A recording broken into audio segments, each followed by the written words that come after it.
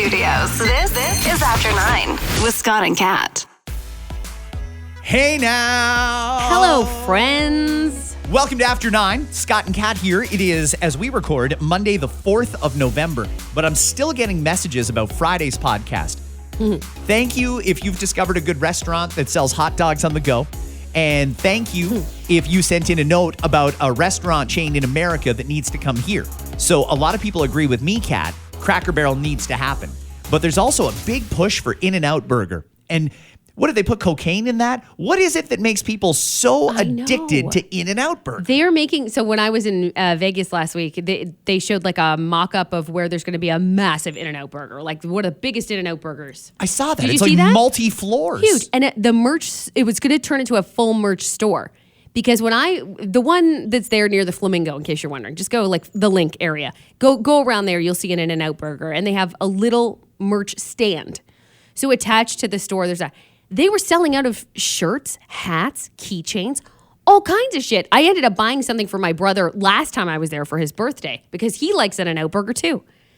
But the amount of merch that they have that they're turning it into, and one of the floors is going to be merch for a burger place. It's kind of incredible. I mean, good on them. That's great. But yeah, some people, there's something in that. There's got to be crack in those burgers. There has to be. Nothing can be that good that people are like punching each other out in the streets to get a burger. It was like that with Chick-fil-A. Now I think Chick-fil-A's reputation is starting to hurt it. And I'll tell you why. They just opened a Chick-fil-A near my place in Burlington. North Burlington. It's on Appleby, just south of Dundas. The amount of reviews I see from guys in like the Burlington Dads Facebook group and stuff like that are like, so I finally tried Chick-fil-A. Wasn't that good? It was never that good. It was just different and something that they never had any other time. Now everybody's got a famous chicken sandwich. It was because they were punching each other out for it at one point, which I still don't understand why and what happened there. Remember that? Yeah. There were like brawls.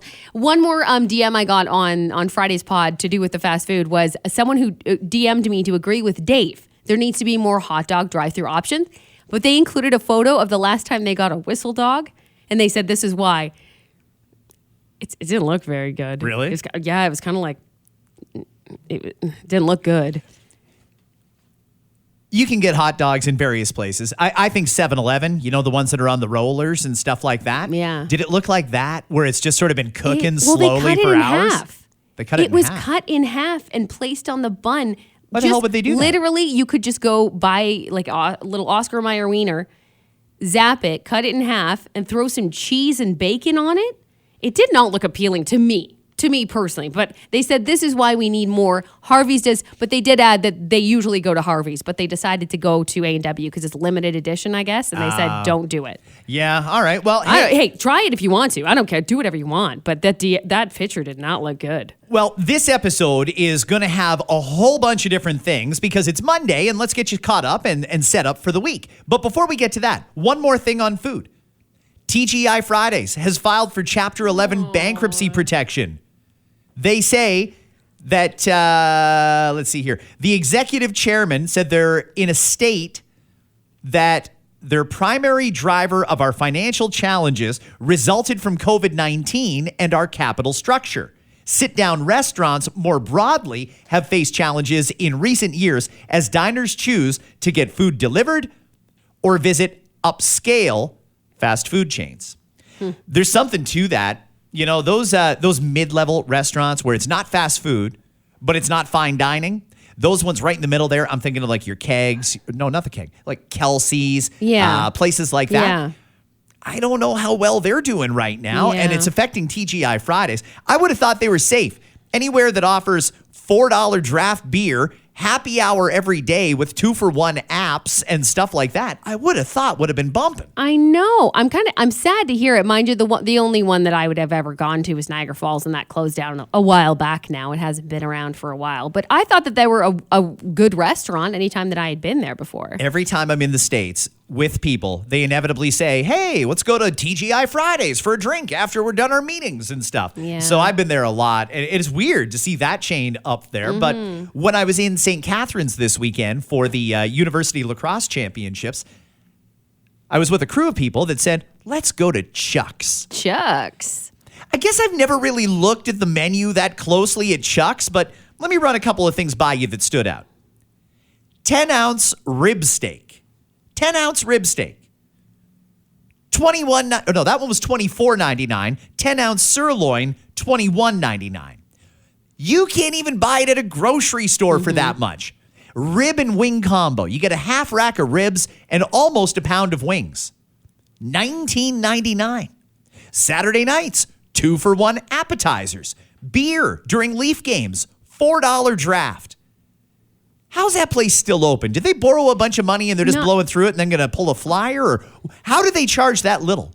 Not just the fact that how are they still open? How are there so many locations? Every time something shuts down, a Chuck's pops up. I think they have got some kind of underground cow thing happening there. There's just like a shit ton of cows that are owned by Chuck's.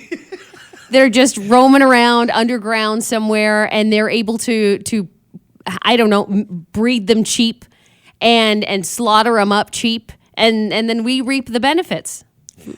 I'm not complaining. If I can get a $21.99 10-ounce steak with a side and corn, okay, I'll take that deal. You can't even cook it at home for less than that. That's great. It's true. I just don't know how they do it. Now, you're suggesting somewhat of an underground network, like a cattle farm that nobody knows about that just supplies Chucks? Why are these cows cheaper than the cows down the road at Gag, for example? Because it's not, for those wondering, it's not bad. Like, you might think, oh, it's probably shoddy steak. It's actually not bad. Is it the best steak I've ever had when I went there? No. But it's certainly not the worst. Way better than other family dining experiences that have steak on the menu. Yeah, do you agree with me? 100%. Yeah. What do you think of like Montana's? Like a Montana's or something like that. Exactly. Yeah. Just don't even. I had an issue though, and it created an interesting scenario at the table. The waitress came over, and because it was 2-for-1 apps, we covered the table in apps. There were platters of nachos and dips and all this sort of shit. Then the entrees came out. And everybody had something different. Somebody had the ribs and wings. Somebody had a chicken parm, yada, yada, yada. I ordered this steak just to see what a $21.99 10-ounce steak looks like. Didn't come. And I thought, well, maybe she just couldn't carry it all in this run. Then I see this woman crisscrossing the restaurant all over the place, and I'm just picking away at nachos, waiting for my steak. How long do you wait before you say to the server, did you forget about my dinner? Everybody else had theirs but you? Yeah. That's sad. Some people were waiting, and that's kind. You should always, I think, wait until everybody's got their food. But I told them, don't worry about it, guys. Eat it while it's hot. I'm sure mine's on the way. Not 100% confident in that statement, and sure enough, that was justified because I never got the steak. And did you say something eventually? By the time I finished a whole plate of fucking nachos, yeah, I did. She came over with the bill, and I was like, hey, remember that steak I ordered like 45 minutes ago? Did you forget about that? And she said, oh, let me go and check in the kitchen. She goes to the kitchen. She comes right back. That's and says, code for fuck, I forgot. Let me see if I can just kill some time here while I figure out what to tell you. Well, I had a few and I was feeling a little chatty. So I said, okay, I don't care about the steak. Don't worry about it. Just tell me the truth. Did you forget? Or did somebody else grab it? Or what actually happened to this steak? She forgot to enter the order. Yeah. But she entered the other 3 orders. I don't understand how mine got left off. She offered me a free dessert to make up for it. Did you take her up on that? No, because I just ate a whole plate of nachos. I wasn't hungry So anymore. that was your meal? Nachos? Well, the other thing she said, too, was, you know what? I can put the order in now. We can have it out here in like 5 minutes. And then I thought, I don't really want a 5-minute cooked steak either. Yeah. How? Why? What, are you going to microwave it? No. So I didn't get to try the steak at Chuck's, even though I was at Chuck's twice this weekend. It's not bad. I will say, like when I went there, I was happy with it. Yeah, me too. Well, it looked good from everybody else's perspective. Another food story here. Starbucks is in the news. That CEO is great. He's making a lot of changes, and I like people that make changes for the better. Now he's decided no more of this messing around with typing people's names into a computer and printing off a label for the cup. They're going to go right back to old-fashioned write your name on the cup. But they're not exactly set up to do that anymore. You need something to write with. And they always used Sharpies, markers. So they had to put in an order of over 200,000 Sharpies. What a good day for Sharpie. Does the Sharpie company just have 200,000 in inventory ready to ship out? Or is this like a All hands on deck. I don't know. Starbucks needs markers. Listen, that's a good client right there. If you got Starbucks who says, and specifically the CEO said Sharpies will be ordered. If I'm the CEO of Sharpie, I'm going to make a special batch of Sharpies with Starbucks, offer to put Starbucks logo on it or whatever they need, because that is an insane order. And you know that they're going to be ordering more. That's just the initial batch, 200,000 Sharpies. When you order on like the mobile though, is it going to be typed up, or are they actually going to look at the mobile and then write your name based on the mobile order that comes in? They say they're going to write it. Wow. Isn't that cool? Interesting. Well, it's a throwback is what it is. A lot can go wrong with the typing. Somebody says their name, and some names are very, very easy. Scott. The only gray area there is one T or two. I have two T's in my name. Cat. Maybe occasionally somebody will spell it with a C. Yeah. But generally speaking, they'll get it right. There's some names floating around out there that don't even make sense for the language we speak. I don't get how some people, I'm going to say some younger people in particular, ended up with silent J's in their name and stuff like that. Yeah. It's kind of strange. I couldn't expect them to type that out properly. Writing it out, though, it gives you a bit of a grace period because you can just pretend you got bad penmanship. You could. I wonder if you're more likely to take a photo of your cup when someone writes it, because I think that the CEO is onto something in that it is a more personalized experience. I think it's also a way for them to get their cups out there more. And what I mean by that is people posting photos of it. I don't think anyone's interested in posting a screenshot of a printed out thing with their name on it. But if you have like a nice drawing with like a smiley face, like, what a nice way to start my day. I could see more people sharing that image and sharing it with people. So I actually like that as a good personal touch. I think the CEO is definitely onto something here. So far, I'm liking all this guy's changes. I like it. Me too. Have you ever heard of a nightmare? Nightmare? Nightmare? Nightmare. Two different words. Not nightmare. Nightmare. No. So where we are right now, we're in Kitchener. That's where our studio is. And the mayor of Kitchener is Barry Verbanovic. Oh, Nightmayor. Mayor. Got it. The mayor of Toronto is Olivia Chow. Hamilton, Andrea Horvath. And the list goes on and on and on. Ottawa has appointed a night mayor. What the heck does a nightmare do? Well, see, I heard about this a few months ago, and I heard it was somewhat controversial who they picked because they basically just promoted a club promoter. But this night mayor seems to be doing more to try and attract some nightlife Got it. to the capital. Okay. They want to transform our quiet little capital, Ottawa, into an after-dark destination. His name is Matthew Grondin, the city's first nightlife commissioner. His goal is to transform Ottawa from a basic snooze fest to buzzworthy. And he's got 10 years to do it.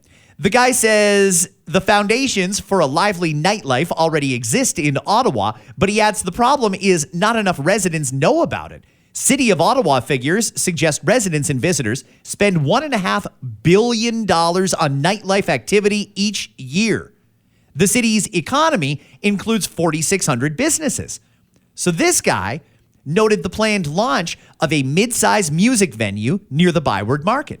He also suggested that there should be more night attractions, and he did authorize the move of the Ottawa Senators to Le Breton Flats, which is actually in Ottawa as opposed to in Canada. He says that's just the beginning. Do we have anybody around here that's planning for nightlife? Because it's getting a little boring around here at night. I don't know how late you guys stay up, but I mean, everything's closing at 10 p.m. these days. There's nothing going on at night. Listen, I don't go out much after 10 p.m. Oh, me so either. For me, it's like a non-issue. However, I like the thought of something like this of trying to boost things. Do they realize though Ottawa's got a lot of crime? Yeah. And It's kinda shit. Much like, honestly, like, so I went last time I went was just this past summer. And previous to that, I hadn't been in like 5 years. Okay. So it had been a long time. And quite a drastic difference in what's happening down there, to the point where I had to move sides of the street because someone was openly like, I'm about to snatch a purse if nobody gives me money, begging for money at the side of the street in the middle of the day, swearing at people who had like kids and everything, like just walk. And I thought, this is aggressive. Like, I don't know. I had never experienced that kind of situation before, where it was actually to the point where it's aggressive to the point where I'm going to move away from you. That's just, of course, one anecdotal thing. But I do actually have police officers in my family who work in that area and say, don't come here. They say don't do it, even though it was a lovely visit. There's nothing wrong with. They've got great restaurants. They really do have a lot of great opportunities to have the nightlife, so they're set up for it without a doubt. And we went to a couple nice restaurants while we were there, and the pedestrian way that they had there it leads into the Byward Market. Beautiful, fine, but I think they got to work on cleaning that up a little bit before they start saying this is the place you got to be. Ottawa is crime riddled. Yeah. Just like a lot of cities are. And that's the thing is, like, I hate to say that I don't mean to say Ottawa is the only one. We know that there's a lot of cities that are going through some shit right now. But Ottawa is... Ottawa's not good. No. And on top of that, it's just full of protesters. You turn a corner and people are pissed off about something and they want to change a policy or a law or protest. Everywhere you go in that city, it's a shit show. This guy's got his work cut out for him, but it really doesn't matter to me what goes on at night in Ottawa. Yeah. But it did get me thinking, is anybody around here thinking about around here? Could we use a night mayor around here to say, you know what? Enough's enough here. We got enough people out and about and working in the nighttime hours that we need a few more restaurants to be open. We need somewhere to go for young people, and we need some nightlife for the university and college crowd and yada, yada, yada, and just playing it out. Because right now it just seems like there's no organization, and that's why the only thing you can eat after 10 p.m. at night is freaking McDonald's or Tim Hortons. So here's the question then. If you were the night mayor of, I don't know, what city do you want to give as an example here? Okay, well, the one I would love to be the night mayor Yeah, of, which one? Niagara Falls. Well, hang on though, because Niagara Falls is already happening. I feel like it's already happening at night. It is. It's already happening. There's more they could do, don't get me wrong, and there's more they're working on. So I almost want to just give you a random city. Give me London. London. I will make London you great know what again. The thing with London is, though, is a lot that of crime too. Young people, well, for sure. Like we said, everywhere is an issue.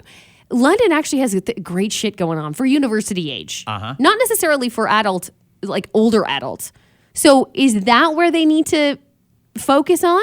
Or are they going to focus on those young adults, like those 20-somethings and early 30s, who are going to go out to those concerts and those things? And I don't know what they want here. Are they going to try to draw a crowd that's a little older? Because I could tell you what you could do for that.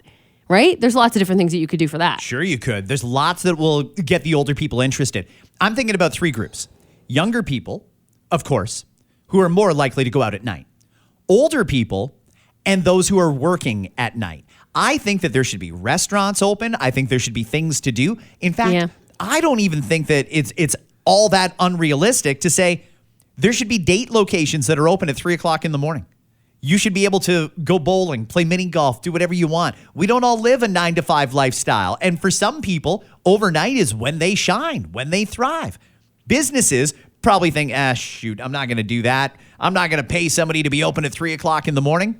Well, if the night mayor is organizing something here, like a pub crawl, and he wants bars to be open, then he would come to you and say, hey, listen, we want you to participate in the pub crawl. We're guaranteeing you're going to get at least 50 patrons through the door. Let's open up. I think businesses like to make money. And if this guy's going to coordinate the effort, good on him. I think we should have one around here. Yeah, it should be. I mean, it would only work for special events, though. You keep a business open 24/7, and you're not guaranteed it's going to do well at all. No. But special events, I like that thought, right? Right. Last week, we were joking on the radio about how Black Friday is coming up, and I think that everybody's got all their big screen TVs and consoles now. So we've got too many in our house. Everybody else is in the same boat, right? You just have too many TVs now. Everything changed. Like when we had the old school, big, thick TVs, you had one big TV in the house, like a 50-inch, and you were balling with a 50-inch television, but then all the other TVs were like your 30 to 35s.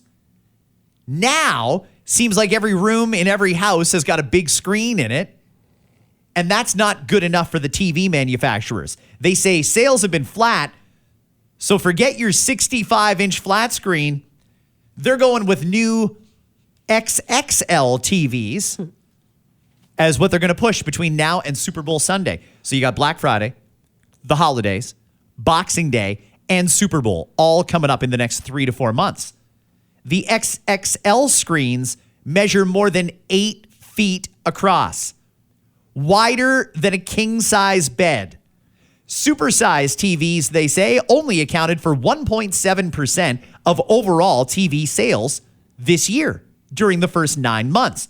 They want to change that. They see the holidays as an opportunity to reinvigorate an otherwise tepid television market. Yeah, they sold us all a flat screen, and the life of a flat screen, 5-10 years? It's going to be a while before we all need to replace those TVs. So they're just going to create bigger TVs to make us want to get rid of that tiny little 65-inch. Bigger, and hey, big TVs are cool. There's nothing wrong with it if you have room for it. But my question is, how many people do have the room for it? For an 8-foot television? Yeah. Like, where are you going to stick that? You know, and again, maybe some people do have the room for it. This is right up their alley. I don't see a lot of people rushing to do it. I don't know. I'm trying to figure out if I would appreciate an 8-foot TV or if that's just too big a TV. I have a projector in my basement. See, and that works perfectly, doesn't it? Well, it's 101 inches. And every now and again, I think, I got to move further back because I find myself looking from left to right. And I want to be able to just look at the TV. So I had to move all the furniture so that I could take it all in one view. An 8-foot television, I don't know where I'd put that or how far back you'd have to sit to see it. That's like those new signs they put up at the goddamn en routes. Honestly. Those things are bright, by the way. They are bright. Thank you. Speaking of bright. They are. Oh, yeah. Speaking of bright, did they do something recently to headlights? Because it seems like the cars that came out this year and last year have headlights that are 10 times brighter than the ones that we did have. Yeah, I think it's a different kind of light, isn't it? Is it all it? depends on the kind of car. Well, they could have warned us. I mean, great that person can see 90 feet in front of them or 900 feet in front of them, but I'd like to be able to see just regularly going around a bend. When I drive in here at night, these headlights are freaking crazy. Do I sound like an old man complaining about? Okay, sorry, never mind. Dial it back a little bit on the lights if you could, everybody. Dial it back just a little bit. The TVs are too big and the lights are too strong. What else did I want to get to? Before we talk about the election, before we get to the replay of missed connections, a couple more things. And we are going to talk about parenting in a second. I'm looking forward to that segment because Kat is a mom. What's the deal with Mr. Beast here? I hear they fired a bunch of people. 5 to 10 people following an investigation into the YouTube empire's workplace culture. There are accusations of impropriety against Mr. Beast and others within this multi-million-dollar operation. A lawyer who led the probe says investigators only identified several isolated instances of workplace harassment and misconduct. Controversies began swirling in the summer. A friend of Mr. Beast left his channel in July amid accusations she shared of inappropriate sexual messages with minors. Also circulated online was a recording making racist comments. Are they taking down Mr. Beast? Because it seems like this is the legwork here. I will say, so far, he seems to be getting out of this okay. However, it hasn't stopped people from watching and still being fans of Mr. Beast, who, by the way, he has a lot of money. He grew his wealth himself. It's all Nicki Swift, Mr. Beast biography. I actually voiced a biography about this guy several months back. And so I found it really interesting. I learned a lot about Mr. Beast when I did that. And after that, all of these rumors had circulated about the grooming. And we did know that someone was let go from the team who was attempting to speak with minors. So all that is true. But that stuff makes me sick to my stomach. It's disgusting. Completely gross. And for those who don't know, Mr. Beast is very popular amongst young people. That is really the market, is teens, tweens, even young people. My kid who knows who Mr. Beast is. So young kids definitely know who Mr. Beast is. Now, again, there's nothing against Mr. Beast at this time, but there was a lot of speculation that could he have something to do with it?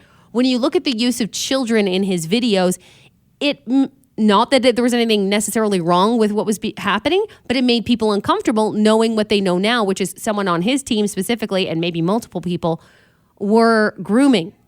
And that's obviously disgusting. So were they grooming because Mr. Beast is a groomer and he wanted people around him like him? Or did they take a job or try to get a job with Mr. Beast because they know he has access to them through his massive audience, and that's how they tried to get it in? Well, we should be clear that there were grooming claims, but they were found to be baseless, and that was an internal investigation that was done that found any grooming claims against Mr. Beast himself did not happen. And in fact, he hired a lawyer and a company to investigate him and his team because he wanted to make sure that anyone who was disgusting was out, essentially. And this is what they found out from the investigation. But any claims against him so far, there was nothing yet. But of course, the question will remain, and it's up to you, really, to decide, do you want to support someone who obviously didn't pay that much attention to the crew around them? Do you believe that he didn't pay that much attention to the crew around him and knew whether it was racial slurs, whether it was, or whatever it might be, all of these claims, and some of them claimed, some of them proven.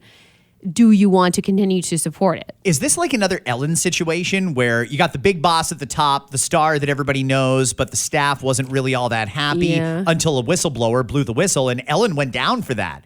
Could Mr. Beast go down because of the culture in his business? I think that this one's going to be more of a viewership choice.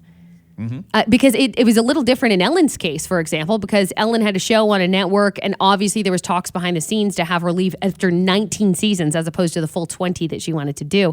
That was different because you had networks and you got a lot of politics. This is his own YouTube channel.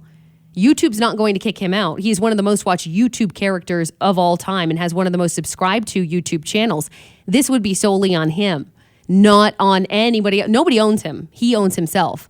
And he has a lot of products and merch that gets sold. He makes millions and millions and millions of dollars, some of which he gives away in his videos, which makes him popular. Good place to be, too. Tomorrow is the U.S. election. Today, the candidates, flip back over here. You've got Donald Trump today is going to spend the day. He's got 4 rallies planned today. He'll be in North Carolina, Pennsylvania, and Michigan. Kamala Harris is spending the entire day in Pennsylvania. Thoughts? Are those are like the swing places? Why are they spending the day there specifically? Well, I mean, they must have polling that tells them either they need to be there to get out the vote or to shore up the vote or to try and change some minds last minute.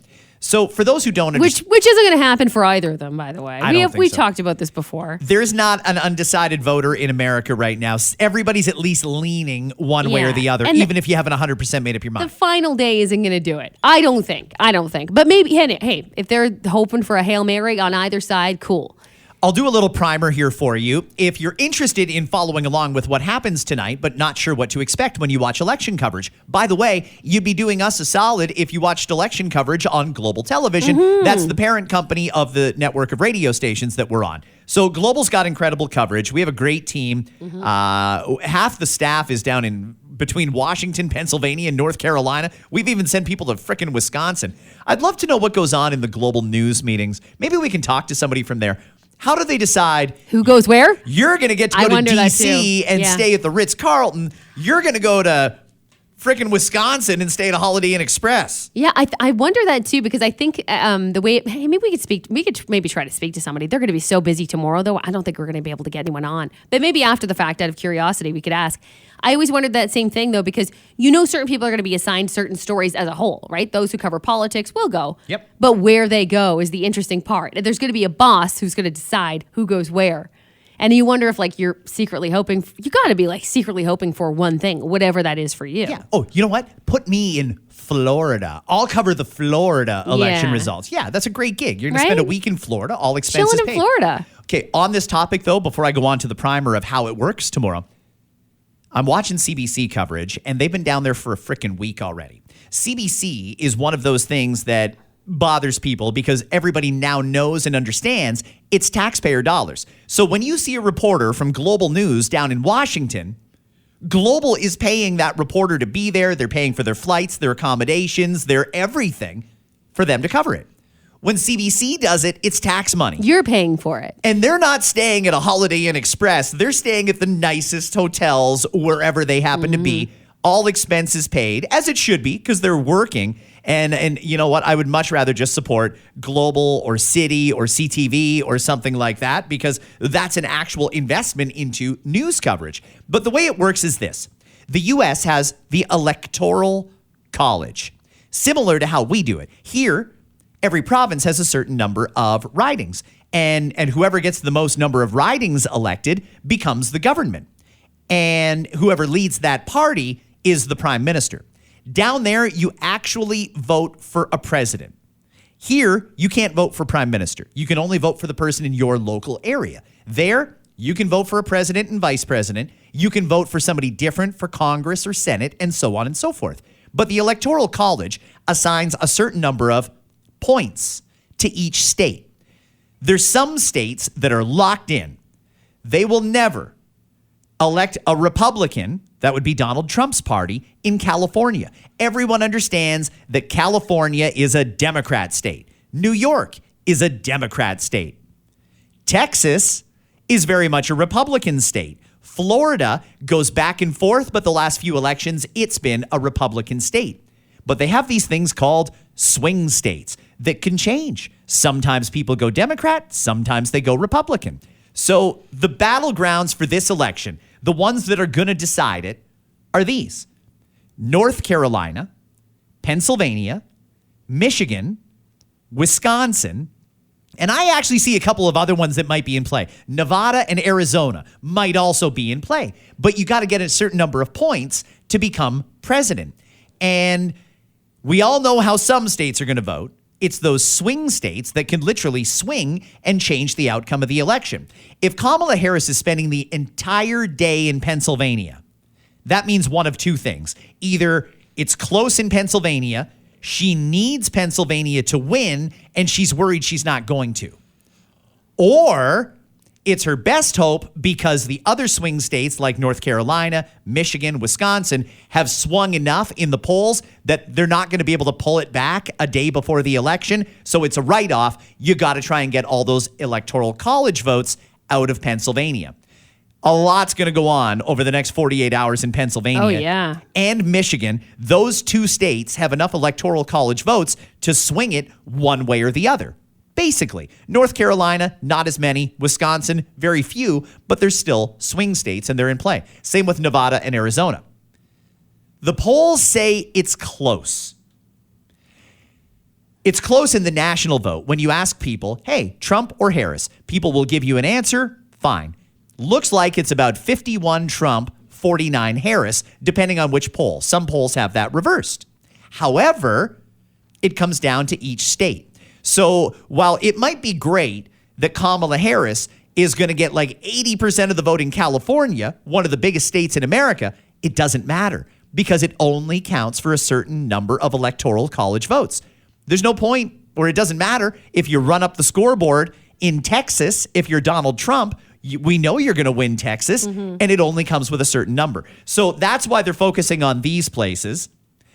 I'm glad to see, it's amazing because I think everybody is a little worried about what's going to happen tomorrow night, Wednesday, Thursday, Friday in America. If this election is even close or the wrong person wins, and the wrong person is all up to each individual, but there's a lot of people who feel passionately not Kamala Harris, or feel passionately not Donald Trump. They're afraid there's going to be violence. And so far, the only person in all of Canada I've seen stand up and say, tomorrow we're going to watch democracy in action and it's going to be great and we'll work with anybody, was Doug Ford. I thought for sure our leaders would try and get in on this and cash in on it and say, hey, listen, big election in America tomorrow. Just remember, this is an American thing and we don't need rioting on the streets of Ottawa or Toronto based on the result. But that's also a possibility. I don't know what's going to happen, but it's going to be an interesting couple of days on TV. If you just want to sit and watch America burn. Yeah, I think. Well, that's kind of the worry too, because that will impact us in one way or another, I'm sure. So I know a lot of people are going to be watching it. So if we know that we're not going to get those results tomorrow night, and we'll talk a little bit about it tomorrow on the pod, we won't get those results tomorrow night. So if you win, like if Kamala wins or Donald wins, will they choose to probably fly to where they actually want to be when they come out with their big fucking I won speech and all that shit? Oh, they already know where they want to be. So Kamala's probably going to go back to California because that's where she's from. So she'll fly from Pennsylvania. I think you said she was going to be to California right away. Yeah, after she's done tonight, she'll fly to California. Trump is likely going to return to Florida, although there's a chance he could go to New York because, well, he still owns Trump Tower. So I don't know where he wants to be. Last time he won in 2016, he was at Trump Tower. This time, I think he doesn't want anything to do with New York. He might just go right to Mar-a-Lago and plan the party. Yeah, that sounds a little bit more like Trump these days. It's going to be an interesting one tomorrow, so strap in, everybody, and please, God, keep it peaceful. If you love Donald Trump and Kamala Harris wins tomorrow, that is no reason to go and heave a brick through a window. But that's the sort of shit that's coming over the next couple of days. And yeah, stick to a Facebook rant. Don't hurl a brick. Just go ahead and rant on your Facebook page or Twitter or whatever. The White House has now advised to put the National Guard on standby in certain states where they're afraid it's going to get messy. So we'll see where it goes. There's an article in CNBC today, and it talked to a pediatrician about kids. And they've given 5 things that you can do to raise your kids more resilient. And one thing I know from having been a dad of young kids at one point, and one thing I know about moms with kids, is they don't like to be told how to parent. They don't like being told, you should do this, not that. Do that, not this. So I'm going to give you 5 things that they say can make kids more resilient. And this is from a pediatrician. A pediatrician. Interesting. Okay. Good article, fairly reputable source, CNBC. Okay. So let's go through the top 5 things that you can do. Number 1, don't be afraid to let your kids fail. Mm-hmm. There's a lot that you learn from failure. It's not about if you fall. It's about how you get back up. And I think that, just my opinion here, everybody, as I've watched a younger generation or the generation after me get raised and become parents and watching them raise their kids now, it seems like there's a lot of parents that put a hell of a lot of effort into snow plowing things with or for their kids so that they don't have to deal with them, especially when it comes to school. They don't want to see their kids fail, and nobody wants to see their kid fail. It's sad when your kid fails, but watching them bounce back is an amazing feeling, and I think that's what this pediatrician is going for here. Yeah, I don't hate that. I think it's important for kids to know how it feels to fail, because in life you might fail as an adult as well. So getting them used to that, or at least having a conversation with them about what that's like, and not allowing them to win everything is important. If I had to pinpoint where we stopped letting kids fail, I'm going to put it somewhere around the time when we stopped keeping score in sporting events, when we started giving out participation awards, when we started making everybody feel like you're a winner, you can do anything you want, yada, yada, yada. It seems like something around that era changed, and now there are parents who just will not let it happen. Your kid's going to get an F? No, you're not. I'll go and talk to that teacher myself, and I'll make sure you don't get an F. Shit like that. Yeah. Allow your kids to worry. Shutting them down by saying things like, don't worry about it, can do more harm than good. Allow your kids to worry. Yeah, allow them to feel their feelings in general, I think. Yeah. Fine line, though. I mean, there's worry and then there's anxiety. And sometimes they go hand in hand, but I think a lot of people instinctively resort to, they've got an anxiety problem. They've got an anxiety problem. And some will go to doctors and get them medded up. I don't know that. I'd like a little more clarity on what they're allowed to worry about, or what we should let them worry about. Because there's also some worries that kids shouldn't have to worry about. Mm-hmm. You know what I mean? If money's tight around the house, that's not a concern that kids should have to worry about. If they're worried about school, they're worried about bullying, they're worried about, there's a lot of things that kids could be worried about. They're worried about their schoolwork, they're worried about their grades. Friendships. They can sometimes worry about themselves more than the parents worry.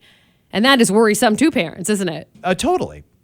Help them imagine the worst and best case scenarios in a good way.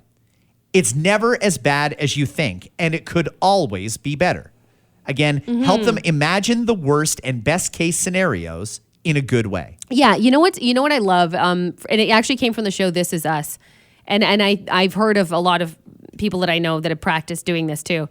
They had this thing between one of the couples on the show. These were 2 adults, but you could totally do this with your children as well. It's, let's just talk worst case. So whenever you have a big thing looming, whatever that is, maybe a job that you want to get, maybe whatever, something that you want, let's run the worst case scenarios down. Just get them out of the way, speak the truth about what you're worried about. And sometimes that can help. I don't know if it helps everybody, but I don't see anything wrong with doing that with children as well. Like, I guess it depends on what age group you're talking about. Like, I don't know. But yeah, talk about, hey, worst case scenario, you don't get picked to be on the team. What does that look like? You try harder next time, right? You talk about those things maybe before those decisions are even made. That's good. Do you actually take the time to do that with your kids? Like, you used a team example. That's probably a good example. I don't want to try out because I'm not going to make the team. Okay, well, let's talk about the best case scenario and the worst case scenario. Yeah, I would do that. Best case is you make the team. Worst case, you don't make the team. There's also some gray area in between there where you do make the team and you end up sitting on the bench the whole time and things like that. Yeah. So you go through that. That's good. I would. Yeah, absolutely. I think that's important.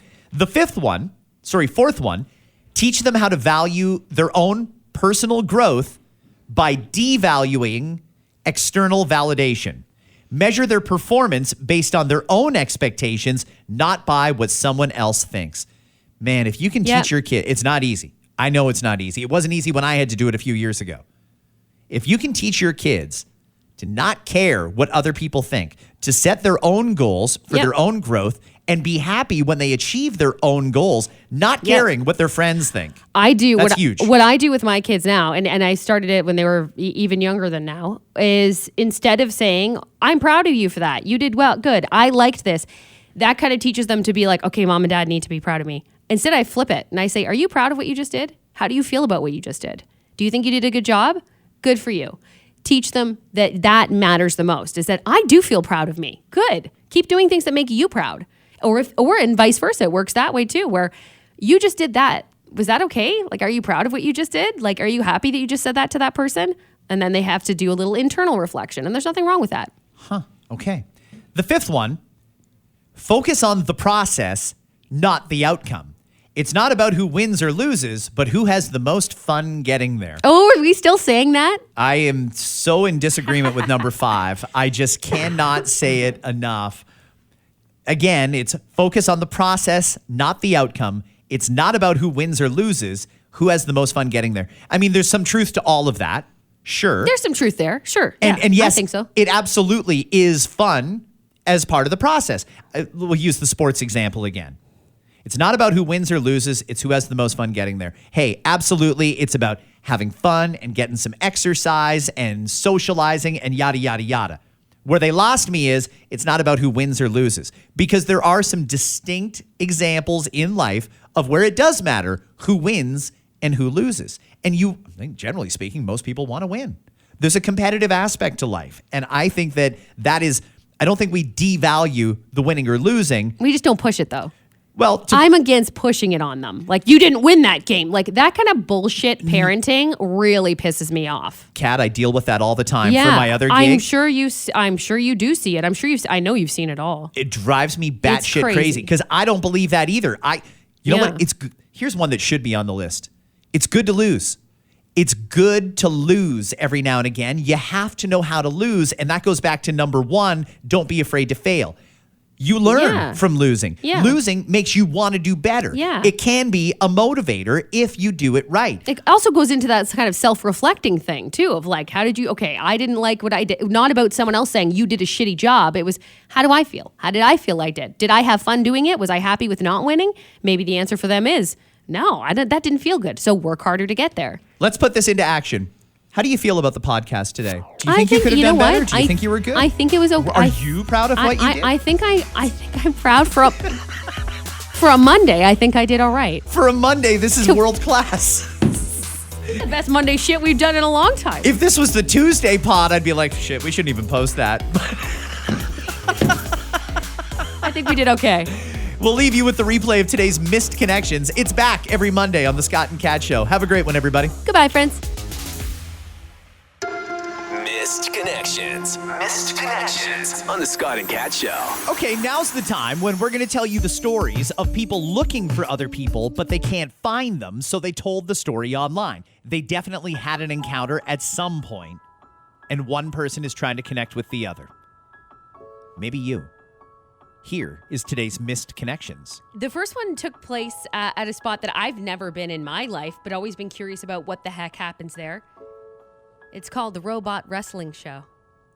The Robot Wrestling Show? Yeah. They have those? You know, is that like the Rock'em Sock'em thing? Like, what is that? That's You what I tell think me. it is. Okay, all right. I had no idea. Let's read on. I met you at the robot wrestling competition. You were the girl that was a little drunk, and on the opposite team as me for the championship. Didn't know you could drink at a robot wrestling show. Okay. It was an intense battle. I could tell nerves were setting in, and the rum and cokes you were smashing were too. Because during what should have been the final round, it came up. All of it. All the rums and cokes. Oh, no. All over your buddy's robot. Oh. He named him Kirk, I'm guessing, because he yelled, "No, Kirk! No!" Yeah, when you see your robot get heaved all over. I also think your name is June because he yelled, "June, you idiot! You owe me $400. Anyway, neither one of us had the pleasure to speak to each other, really, mainly because you were slurring your words. I believe in second chances. I hope your friend's robot was able to recover, but I'm guessing no. Second chances. You've not had any encounters at all, but you did watch her throw up, and usually targeting the girl throwing up is a weird flex when you're at a robot wrestling show. You cheer on the robots like as on a team? Sorry, I'm really interested in what happens here. So I guess people build robots, and then they fight each other? Is that what happens? I guess so. Okay. I didn't. And people go to this, like, and they serve alcohol like it's some sort of a neat function? See? Well, now you're kind of interested, aren't you? A little bit. I'm I don't know kinda what goes curious. on at these things. I don't know. Lots of stuff I've never been to that I'd like to. This should just go on the list. I wouldn't mind being a spectator. Now, the woman. Just once. Sure. The woman who threw up on a robot, I have to assume that's poor form. I don't think you're allowed to do that. No. But maybe this was an over-serving issue. She's got to be careful, though, because they will come get her. Eventually. One day. Yep. Just need AI to get a little more vengeful. This next one is called the Escalator Goddess. You fell backwards down the upwards escalator at the Bay on Tuesday. Oh, no. I was the guy at the bottom. Well, slowly the middle, then the top.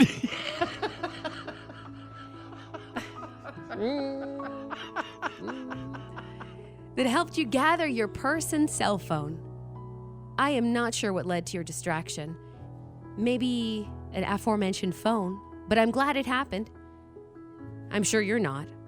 You suffered a laceration on your knee and elbow. No need to be embarrassed. We all learn. You, for example, learned how to use an escalator at maybe 26, if I had to guess. I wanted to get your name, but all you'd say is, "I think it's broken." I don't think it was, but I get it. The embarrassment of it all. Anyway, you had blonde hair and you were wearing a pink shirt with a blue bag. Let's chat. No moving stairs need to be involved. Good. Yeah, you know what? You could probably just stay on the same floor the whole time. I think a bungalow is suited for her. Seems like a bungalow person, right? Hey, how does one fall backwards on the up escalator? How does that happen? A lot of wrong has to happen. Yes. You know what I mean? A lot of things in motion. You didn't just slip. Like something went on here. The best is, he says, I was at the bottom, but then slowly the middle and the top. As she's fallen and she can't get up. It's kind of like, how could you not laugh when you see that? This is the thing, and I'm sure it probably hurt. Yes, it was probably terribly embarrassing, but Very. I would probably laugh if yeah. When they're laying their ass over tea kettle with their phone and her purse sprawled all over the place, you gotta wonder what went on there. You have to. And he wants to date her based on that interaction. Yeah. Wow. She fell right into his lap. What do you expect?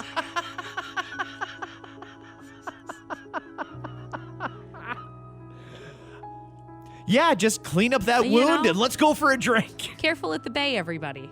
The Bay. For all the places for it to They happen. still have escalators in there. Arizona police arrested a man for allegedly trying not to lose his home by keeping his late father's body in a backyard freezer. He's being charged with making a popsicle. Actor Armie Hammer is launching a new podcast aimed at rehabilitating his image after accusations of cannibalism. So be sure to check out Armie Hammer on Wait, Don't Eat Me. New York City passed a new law this week making jaywalking legal, which is terrible news for whoever cleans the front of buses.